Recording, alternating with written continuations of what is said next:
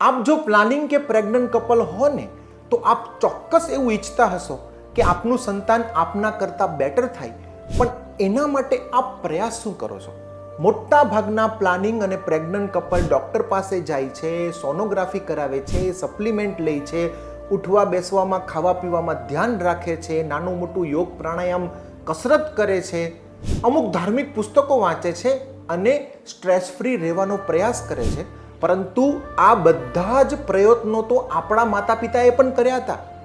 એનાથી તો આપણા જેવું સંતાન જન્મે, આપણે આપણા કરતાં બેટર સંતાન જોતું હોય તો એના પ્રયાસ અલગ છે. આગલા બધા પ્રયાસો ફિઝિકલ ઉપર વધારે ડિપેન્ડ છે, પરંતુ બાળકની ઇન્ટેલેક્ચ્યુઅલ, સોશિયલ અને સ્પિરિચ્યુઅલ શક્તિઓ વધારવી હોય તો એના પ્રયાસ અલગ છે.